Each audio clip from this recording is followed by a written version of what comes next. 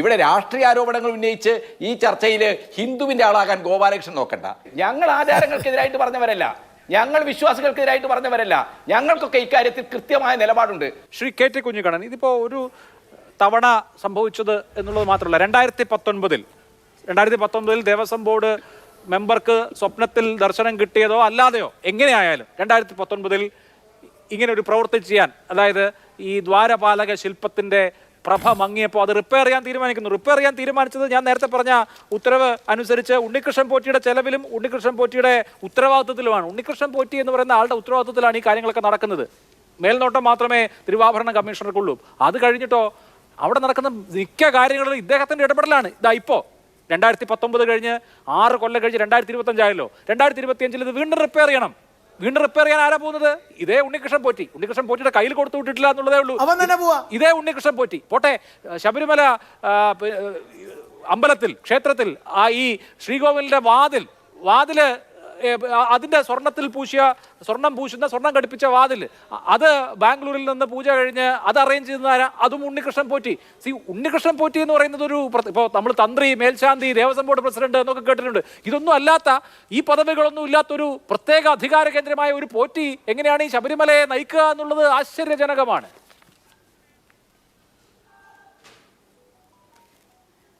അഭിലാഷേ, ഒരു കാര്യം ആദ്യം മനസ്സിലാക്കണം. ശബരിമലയുമായി ബന്ധപ്പെട്ട അവിടെ ഭക്തർ സമർപ്പിച്ച എല്ലാ സാധനങ്ങളുമായി സംബന്ധിച്ച എല്ലാ കണക്കുകളും അവിടെയുണ്ട്. ഈ രേഖകളെല്ലാം ഇപ്പോൾ ആരുടെ കയ്യിലാണ് ഉള്ളത്? വിജിലൻസ് സെക്യൂരിറ്റി സൂപ്രണ്ട് ഓഫ് പോലീസിൻ്റെ കൈകളാണ്. അതൊക്കെ പരിശോധിച്ച് ഇതിലെവിടെയാണ്, ആരാണ് അപരാധി, ആരാണ് ഇതിൽ കളിച്ചത്, ഈ കാര്യങ്ങളെല്ലാം പുറത്തു വരാൻ പോവുകയാണ്. അത്തരം ആളുകൾക്കെതിരായിട്ട് കർശനമായ നടപടി സ്വീകരിക്കുമെന്ന് ദേവസ്വം ബോർഡ് വ്യക്തമാക്കി കഴിഞ്ഞിട്ടുണ്ട്. ദേവസ്വം മന്ത്രിയും അത് പറഞ്ഞിട്ടുണ്ട്. ഇവിടെ രാഷ്ട്രീയ ആരോപണങ്ങൾ ഉന്നയിച്ച് ഈ ചർച്ചയിൽ ഹിന്ദുവിന്റെ ആളാകാൻ ഗോപാലകൃഷ്ണൻ നോക്കണ്ട. എന്ത് ഹിന്ദുവിന്റെ ആളാണ് ഈ BJP? നിങ്ങൾ ഹിന്ദുവിന്റെ ആളല്ല, ഹിന്ദുക്കളെ മുസ്ലിങ്ങൾക്കെതിരെ തിരിച്ചുവിടുന്ന ഒരു ഫാസിസ്റ്റ് രാഷ്ട്രീയത്തിന്റെ ആളുകളാണ്. നിങ്ങൾക്ക് ദൈവത്തിലും ദൈവവിശ്വാസത്തിലും ഭക്തിയിലും ഒന്നല്ല കാര്യം. നിങ്ങൾക്ക് സമൂഹത്തിൽ വിദ്വേഷവും വിഭജനവും പടർത്തുന്നതിനാണ് താല്പര്യം. ആ വിദ്വേഷവും വിഭജനവും പടർത്തുന്ന ആളുകൾ നിങ്ങൾ വലിയ ഹിന്ദുക്കളാണെന്ന് ഇത്തരം ചർച്ചകൾ വന്നിട്ട് ആദ്യം പറഞ്ഞെന്താണ്? എനിക്ക് തെളിവുണ്ട്, എന്റെ കയ്യിൽ വിവരമുണ്ട്. ഇപ്പോൾ പറയുന്നത് ഒരു ഓൺലൈൻ പത്രത്തിൽ വന്ന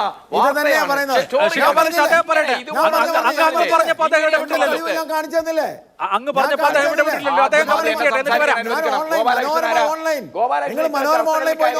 ശരി, അദ്ദേഹം അതിന് മറുപടി പറയട്ടെ. ഞാൻ അങ്ങേക്ക് അവസരം തരാം. അദ്ദേഹം അങ്ങ് പറഞ്ഞപ്പോൾ ഇടപെട്ടിട്ടില്ലല്ലോ. ശ്രീ കെറ്റി പറയൂ. ഗോപാലകൃഷ്ണനെ പോലുള്ള ആൾക്കാർ മനസ്സിലാക്കേണ്ടത്, ഈ ചർച്ച കേൾക്കുന്ന ആൾക്കാരൊക്കെ ഗോപാലകൃഷ്ണ ഹിന്ദുവിന്റെ ആളായിട്ടൊന്നും അംഗീകരിക്കുന്നില്ല. മുസ്ലിം വിരുദ്ധത പടർത്തി ഇവിടെ നൃശംസനീയമായ കൂട്ടക്കൊലകൾക്ക് നേതൃത്വം കൊടുക്കുന്ന, അതിന് ശ്രീരാമനെയും അതിന് അനുവാനെയൊക്കെ ഉപയോഗിക്കുന്ന ഒരു ഫാസിസ്റ്റ് സംഘടനയുടെ പ്രതിനിധി മാത്രമാണ് ഗോപാലകൃഷ്ണൻ അങ്ങനെ ഹിന്ദുക്കളുടെയും ഭക്തരുടെയും ഒന്നും ആളാകണ്ട. ശബരിമല ക്ഷേത്രത്തിലെ, ഞാനിവിടെ തന്ത്രിയെ ആക്ഷേപിക്കുകയാണ്, ഞാനൊരു വസ്തുത പറയുകയാണത്. ശബരിമല ക്ഷേത്രത്തിലെ ശ്രീകോവിലെ 3 വാതിലിനും ദ്വാരപാലകരുടെ കവചത്തിനും ഗണപതി നടയിലെ വാതിലിനും തകരാറുകൾ ഉണ്ടെന്നും അത് പരിഹരിക്കുമെന്ന് കാണിച്ച് ക്ഷേത്രം തന്ത്രിയാണ് കത്ത് നൽകുന്നത്. ഗോപാലകൃഷ്ണ, വിഗ്രഹങ്ങളുടെ കാര്യത്തിൽ, ശ്രീകോവിലിന്റെ കാര്യത്തിൽ തിരുവാഭരണ കമ്മീഷണർക്ക് അതിന്റെ ഭരണപരമായ ഉത്തരവാദിത്വമുണ്ട്. അതിന് മുകളിലുള്ള എല്ലാ നടപടിക്രമങ്ങൾക്കും ഗോപാലകൃഷ്ണൻ വലിയ ആത്മീയതയെക്കുറിച്ചൊക്കെ പറയുകയാണ്. ഇവിടെ പൗരോഹിത്യം എന്ന് പറയുന്നത് കൃത്യമായ തന്ത്രവിധികളുടെ തന്ത്രസമുച്ചയത്തിന്റെ അടിസ്ഥാനത്തിൽ പ്രവർത്തിക്കുന്നതാണ്. വിഗ്രഹത്തിന്റെ മുകളിൽ, വിഗ്രഹം സൂക്ഷിച്ചിരിക്കുന്ന ശ്രീകോവിന്റെ മുകളിൽ ആർക്കും കൈവെക്കാൻ അവകാശമില്ല. അത് കൃത്യമായിട്ട് തന്ത്രിയുടെ ഉത്തരവാദിത്വം നടക്കുന്ന ഒരു കാര്യമാണ്. ക്ഷേത്രം തന്ത്രിയാണ് ഇത് നന്നാക്കാൻ അനുവാദം നൽകണമെന്ന്. അങ്ങനെ വന്നപ്പോൾ എന്താണ് ഇത്? നേരത്തെ ഇവിടെ ഈ ഇത്തരം വിഗ്രഹങ്ങൾ, ഇത്തരം പാളികളൊക്കെ ഇവിടെ സമർപ്പിച്ചിട്ടുള്ള ഒരാളാണ് ആര്? ഉണ്ണികൃഷ്ണൻ പോറ്റിയെ പിണറായി വിജയനും ഇവിടുത്തെ ദേവസ്വം ബോർഡും ഒന്നും സംരക്ഷിക്കുന്നില്ല. ഗോപാലകൃഷ്ണ, ഉണ്ണികൃഷ്ണൻ പോറ്റിയുടെ ബന്ധം എന്താണ്? അയാൾ ആരാണ്? അയാൾ എങ്ങനെയാണ് ശബരിമല പോലുള്ള ഒരു ക്ഷേത്രത്തിലെ പുരോഹിത സമൂഹത്വവുമായി ചുറ്റിപ്പറ്റി ഇത്തരത്തിലുള്ള തട്ടിപ്പുകൾ നടത്തുന്നത്? ഈ കാര്യങ്ങളൊക്കെ തന്നെ ഇപ്പോൾ അന്വേഷണത്തിലൂടെ പുറത്തു വരാൻ പോകുന്ന കാര്യമാണ്. വെറുതെ പിണറായി വിജയനായിട്ട് കിട്ടാവുന്നെല്ലാം വാരി എറിയാമെന്നൊന്നും വിചാരിക്കേണ്ട. അങ്ങനെ നിങ്ങൾക്ക് ഇഷ്ടം പോലെ ആക്ഷേപം നടത്തണമെങ്കിൽ നിങ്ങൾ വസ്തുത പറയണം. നിങ്ങൾ ഇവിടെ പറഞ്ഞത് എന്താണ്? എന്റെ കയ്യിൽ തെളിവുണ്ട്, ഞാൻ ചില ആളുകളുമായിട്ട് സംസാരിച്ചപ്പോൾ വിവരമുണ്ടായി, ആ വിവരം പറയാനാണ് ഞാൻ പറഞ്ഞത്. അപ്പൊ ഞാൻ അങ്ങനെ പറയുമ്പോ എന്താണ്? കുഞ്ഞിക്കണ്ണൻ ആചാരങ്ങൾക്കെതിരായിട്ട്, ഞങ്ങൾ ആചാരങ്ങൾക്കെതിരായിട്ട് പറഞ്ഞവരല്ല, ഞങ്ങൾ വിശ്വാസികൾക്കെതിരായിട്ട് പറഞ്ഞവരല്ല.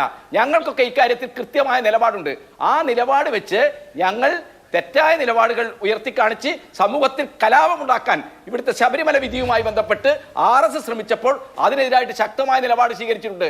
ആ നിലപാട് ഞങ്ങൾ സ്വീകരിച്ചത് ഞങ്ങളുടെ രാഷ്ട്രീയ ബോധ്യത്തിന്റെ അടിസ്ഥാനത്തിലാണ്. ഗോപാലകൃഷ്ണൻ മനസ്സിലാക്കേണ്ടത് ഈ സംഭവത്തിൽ ഒരു വിവരവുമില്ലാതെ ഒരു വസ്തുതയുമില്ലാതെ പിണറായി വിജയനെതിരായിട്ട് വെറുതെ അങ്ങ് എറിയാണോ? പിണറായി വിജയനെതിരായിട്ട് തെളിവ് ഉണ്ണികൃഷ്ണൻ പോറ്റിക്ക് ഈ സംഭവത്തിൽ ദേവസ്വം ബോർഡിന് പിഴവ് പറ്റിയിട്ടുണ്ടോ?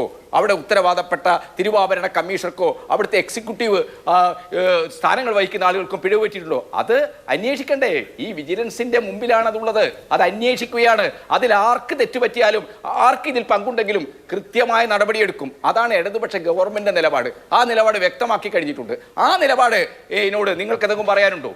നിങ്ങൾക്ക് ഇപ്പോൾ ജ്യോതികുമാർ ചാമക്കാല അദ്ദേഹം ഇത് രാഷ്ട്രീയമായിട്ട് അദ്ദേഹം ഈ പ്രശ്നം ഉന്നയിക്കും. സ്വാഭാവികമായിട്ടും അയാൾ പ്രതിപക്ഷ രാഷ്ട്രീയ പാർട്ടിയുടെ പ്രതിനിധിയായിട്ടാണ് ഇവിടെ വരുന്നത്. പക്ഷെ ശബരിമലയിൽ ഉണ്ണികൃഷ്ണൻ പോറ്റിയെ പോലുള്ള ഒരാൾക്ക് ഇങ്ങനെ നിരങ്ങാൻ കഴിഞ്ഞത് എങ്ങനെയാണ്? അത് തീർച്ചയായിട്ടും പരിശോധിക്കപ്പെട്ടു. അതിൽ ദേവസ്വം ബോർഡിന്റെ ഭാഗത്തുനിന്ന്, അതിന്റെ ഭരണസമിതിയുടെ ഭാഗത്തുനിന്ന്, അതിന്റെ ഉദ്യോഗസ്ഥ തലത്തിൽ എന്തെങ്കിലും വീഴ്ചകളുണ്ടോ? അതാണ് ഇപ്പോൾ അന്വേഷിച്ചുകൊണ്ടിരിക്കുന്നത്.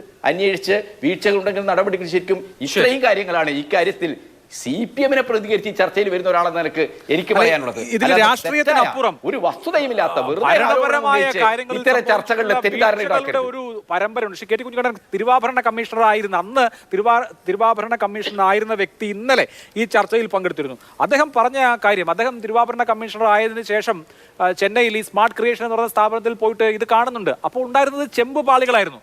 അദ്ദേഹം ഇത് കൊടുത്ത സമയത്ത് തിരുവാഭരണ കമ്മീഷണർ ആയിരുന്നില്ല, കൊടുത്തു കഴിഞ്ഞ ശേഷമാണ് അദ്ദേഹം ചാർജ് എടുക്കുന്നത്. ചെന്നൈയിൽ ഈ പണി നടക്കുന്ന സ്ഥലത്ത് പോയി കാണുമ്പോൾ അത് ചെമ്പാണ്. ആ ചെമ്പിന് മേലിൽ സ്വർണം പൂശുകയാണ്, ഇലക്ട്രോ പ്ലേറ്റ് ചെയ്യുകയാണ് ചെയ്തത്. അപ്പോഴുള്ള പ്രശ്നം അതുവരെ ശബരിമലയിൽ ഉണ്ടായിരുന്ന സ്വർണ്ണ കവചം ഉണ്ടല്ലോ, അതെവിടെ പോയി? അതല്ല തിരികെ വന്നിട്ടുള്ളത്. ഇത് ചെമ്പാണെന്ന ബോധ്യം അന്ന് തന്നെ ഉദ്യോഗസ്ഥർക്ക്, ദേവസ്വവുമായി ബന്ധപ്പെട്ട ഉദ്യോഗസ്ഥർക്കുണ്ടല്ലോ എന്ന് 2019. അത് എന്തുകൊണ്ടാണ് ആഭ്യന്തരമായി റിപ്പോർട്ട് ചെയ്യപ്പെടുകയും അത് പരിശോധിക്കപ്പെടാതെ പോവുകയും ചെയ്തത്? എന്നിട്ട് പിന്നെയും 2025 ഇതേ ഉണ്ണികൃഷ്ണൻ പോറ്റി എന്നാൽ പിന്നെ നമുക്കിത് വീണ്ടും നന്നാക്കി കളയാമെന്ന് പറയുമ്പോൾ അത് വീണ്ടും നന്നാക്കാൻ അതേ സ്ഥാപനത്തിലേക്ക് തന്നെ പോകുന്നത് ഇതെന്ത് വെള്ളരിക്ക പട്ടണമാണോ? അഭിലാഷേ, ആ കാര്യങ്ങളാണ് ഇപ്പോൾ വിജിലൻസ് ആൻഡ് സെക്യൂരിറ്റി അന്വേഷിക്കുന്നത്. ആ അന്വേഷണത്തിന്റെ അടിസ്ഥാനത്തിൽ ഇതിലെവിടെ വീഴ്ചയുണ്ടെങ്കിലും എവിടെ തെറ്റുണ്ടെങ്കിലും കൃത്യമായ നടപടിയിലേക്ക് സർക്കാർ പോകും. ആ വീഴ്ചകളുമായി ബന്ധപ്പെട്ട ഒരു വിശദാംശവും എനിക്കില്ല. എനിക്കെന്താണ് അഭിലാഷ് പറയുന്ന രീതിയിൽ ഇന്ന ആളുകൾക്കാണ് തെറ്റുപറ്റിയത് എനിക്കിപ്പോൾ പറയാൻ പറ്റില്ല. അത് അന്വേഷണത്തിലാണ്. ഇതിൻ്റെ എല്ലാ രേഖകളും പരിശോധിക്കുന്നുണ്ട്. ഈ ശബരിമലയുമായി ബന്ധപ്പെട്ട് അവിടെ സമർപ്പിക്കപ്പെട്ട എല്ലാ വസ്തുക്കളുടെയും ശേഖരം പരിശോധിച്ചിട്ടുണ്ട്. ആ വസ്തുക്കൾ സൂക്ഷിച്ച കമ്മീഷണറുടെ റിപ്പോർട്ട് പരിശോധിച്ചിട്ടുണ്ട്. അതിൻ്റെയൊക്കെ അടിസ്ഥാനത്തിൽ കൃത്യമായ നടപടിയിലേക്ക് പോകും. ശരി, കൃത്യമായ നടപടിയിലേക്ക് പോകുമെന്നുള്ളതാണ് വിശദീകരണം.